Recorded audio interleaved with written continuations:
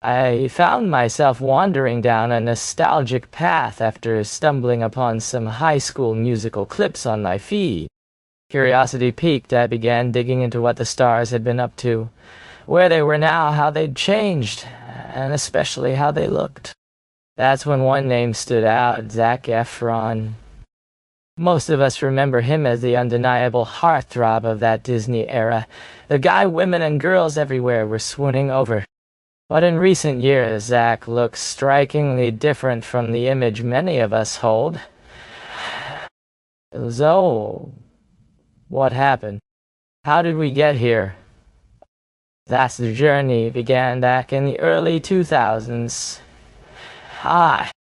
His parents noticed his passion for acting and encouraged him by enrolling him in local theater productions and singing lessons.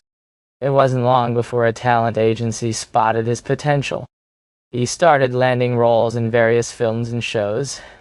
But at that point, Zac was just focused on finishing high school and heading off to college, all while keeping his grades up.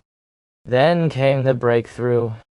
He landed the role of Troy Bolton in Disney Channel's High School Musical, a franchise that quickly exploded into a cultural phenomenon. The success was instant, and Zac's career in both acting and music soared. By the time the third film hit theaters in 2008, Zac was front and center, surrounded by all the buzz. His face was everywhere, from posters to magazines, as teenage fans lost their minds. He was the ultimate teen idol of that generation. Ironically, his striking looks, which catapulted him to fame, also became a double-edged sword. While they opened doors, they also boxed him into typecast roles. His first major project outside Disney after High School Musical was playing Link Larkin in the 2007 film Hairspray. Though the movie performed well, Zac's character was essentially a 1960s Troy Bolton, handsome, charismatic, but familiar. This pattern continued with films like 17 Again minus the singing, where Zac found himself stuck in similar roles. His frustration grew. He yearned for more challenging parts and a break from the mold, but studios favored keeping him in his comfort zone, ensuring commercial success. Interviews often veered off topic, focusing obsessively on his looks rather than his craft. You could almost see Zac's irritation. He wanted to discuss his acting, his projects, not his physique or shirtless scenes.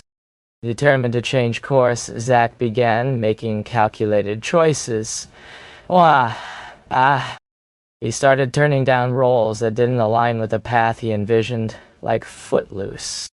This marked the beginning of his efforts to steer his career toward more diverse and substantial work, aiming to establish himself as a serious actor beyond just a teen heartthrob. Zac Efron's career journey took a compelling turn when he sought to redefine himself beyond the teen idol label that had, until then, largely defined him. Early on, he had been closely associated with musicals, roles and characters he had played repeatedly, culminating in a remake of a popular 1980s musical. But Zac was eager to showcase a more mature side of his talent and to be recognized for his depth as an actor, not just for his singing or youthful charm. This desire for growth led him to accept roles in films like Charlie Saint Cloud and The Lucky One. These were a striking departure from his earlier work. They tackled more serious emotional themes and demanded a different kind of presence. For The Lucky One, Zac went above and beyond by training with real Navy SEALs and gaining around 20 pounds of muscle. It was a physical transformation that symbolized his shift away from the youthful Disney image towards a more rugged adult appeal.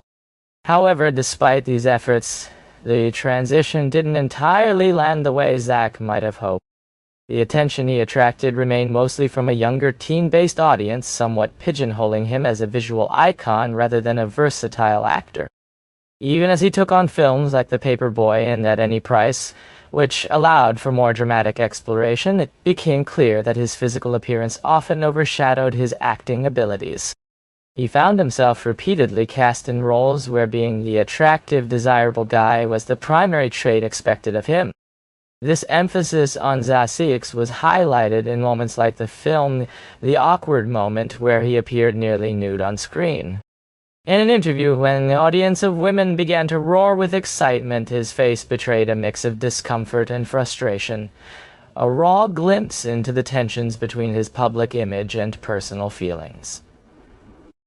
Another defining moment came at the MTV Awards, where Zac was nominated for Best Shirtless Performance. Well, I want to see it. I damn take a 10 down. Prior to the event, he announced on Twitter a playful deal with his fans. If he won, he would accept his award shirtless. Yet, the situation took an unexpected turn when Rita Ora, one of the presenters, cheekily unbuttoned his shirt before he had the chance to speak. To avoid an awkward moment, Zac simply removed the shirt entirely and continued with his acceptance speech, maintaining his professionalism under the spotlight. Reflecting on this incident, it's clear such a scenario would likely be viewed very differently if a woman were involved. Nevertheless, the incident became a viral sensation, with the photos and videos dominating media coverage for nearly a week. As Zac moved forward in his career, the characters he portrayed began to lean more into stereotypical roles. Films like Neighbors saw him playing the archetype of a jock or someone with a somewhat obnoxious demeanor. In Neighbors, starring alongside Seth Rogen, who himself has had an intriguing career evolution worth a separate discussion, Zac embraced comedy with a frat boy role. This character was notably shirtless or flaunting his upper body for most of his screen time. The fans responded enthusiastically, and the film was a commercial success, reinforcing the stereotype that Zac's physical appeal was a key factor in his casting. Through these experiences, Zac Efron's career encapsulates the challenges many actors face when trying to evolve beyond early typecasting, especially when their looks become central to their public persona. His journey underscores a complex balance between personal growth as an artist and the entertainment industry's tendency to capitalize on marketable images. Zac's breakthrough success carved a clear path for him, but it also boxed him into a narrow image, one where Hollywood saw him only as the shirtless, charming man. The studios weren't interested in letting him explore deeper, more complex roles, and Zac found himself gradually resigning to this typecast identity. The ambition to prove himself as a serious actor began to wane, overshadowed by the public's fixation on his physical appeal. Around this challenging period, Zac's personal struggles surfaced. Initially, he turned to substances as a way to cope with the relentless public attention and harsh criticisms. Unfortunately, what began as a coping mechanism spiraled into the grip of addiction. By March 2013, he took the courageous step to enter a rehab facility to address his battles with alcoholism and substance abuse. Yet the recovery path wasn't linear. He relapsed during the filming of Neighbors and sought treatment once again. By September that year, there was renewed hope as he appeared sober, attending AA meetings and embracing the effort to stay on track. Thankfully, the media remained respectful, sparing him from the relentless prying that can often accompany such revelations. Though Zac's loved ones worried deeply, his commitment to sobriety seemed genuine for a time, even symbolized by a 6-month sobriety chip he wore proudly.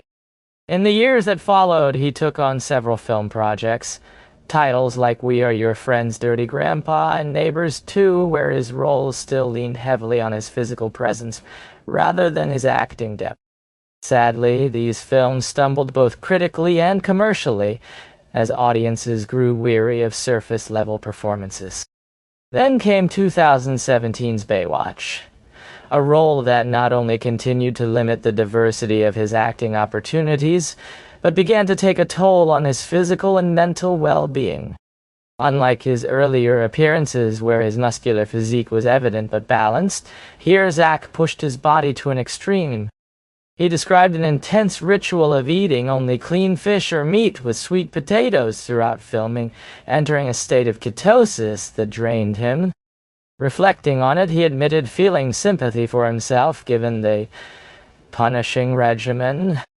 The film didn't fare well at the box office, and his performance even earned him a Razzie nomination for Worst Actor, underscoring the disconnect between effort and outcome. In the years following, Zac relied on diuretics to maintain that razor-sharp, lean look. Unfortunately, these substances triggered insomnia and ushered in bouts of depression, marking a difficult chapter in his health journey.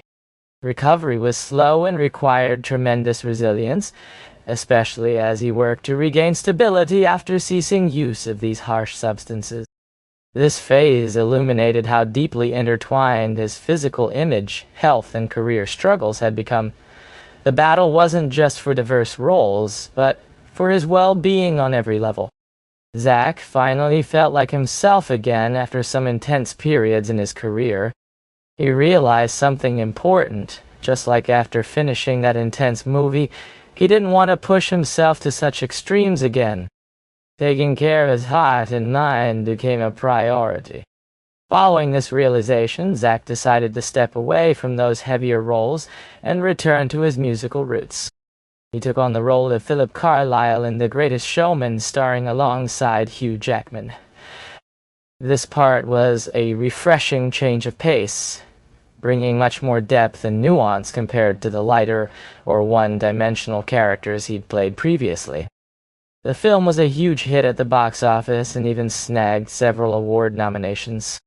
In 2019, Zac embraced a daunting challenge and extremely wicked, shockingly evil and vile, portraying the notorious serial killer Ted Bundy. While the film itself faced criticism for allegedly romanticizing Bundy's heinous crimes, Zac's performance was widely praised for its intensity and complexity. After this intense project, he took another break, this time stepping into a very different spotlight. Zac appeared in the Netflix documentary series Down to Earth, traveling the globe with superfoods expert Darren O'Loughlin to explore healthy eating and sustainable living. This show introduced Zac to a whole new audience who really connected with this relaxed, authentic version of him. However, the calm didn't last long. In April 2021, Zac appeared in an Earth Day Facebook special with Bill Nye, and fans immediately noticed a drastic change in his appearance. It was hard to miss. The internet exploded with memes, rumors, and wild theories. Most speculated about plastic surgery. Zac remained quiet for months, offering no explanation, until nearly a year later when he spoke out in a Men's Health article. He revealed that he had suffered a serious fall that broke his jaw, and that the changed appearance was a result of his recovery process. While some felt this explanation didn't tell the whole story, it was clear Zac wasn't joking around about how serious the injury had been. Shortly after, Zac underwent yet another transformation for his role as Kevin Vaughn in The Iron Claw. This new, more muscular and larger physique sparked fresh speculation about whether he was using performance-enhancing substances to gain such size so rapidly. His changing look sparked comparisons to other celebrities who had suddenly taken on similar physical changes, fueling widespread discussion and, unfortunately, distracting from his outstanding acting. Despite delivering one of his strongest performances, the buzz around his appearance overshadowed his work. This trend continued with his appearances in Ricky Sticky and The Family Affair. Whatever Zac did next, conversation focused less on his talent and more on his face and body changes. It's a tough situation because for a moment it felt like he was finally moving in the right direction, gaining recognition for his artistry and authenticity. Yet, the public's fascination with his appearance seemed to dominate the narrative, leaving fans hoping that Zac could reclaim the spotlight for his craft, rather than his changing looks. He kept finding himself cast in movies where the conversation inevitably focused on his looks. Honestly, I want to believe his explanation about the jaw thing, but it still feels pretty suspicious. For years prior, he seemed to lean into the very image people had trapped him in, choosing roles that didn't really support his true goal, to be celebrated for his talent, not just his appearance. It was like he was stuck in a cycle, unsure whether to push himself creatively or settle for easy parts that guaranteed quick money. What do you think? Drop your thoughts in the comments below. I'll see you in the next video.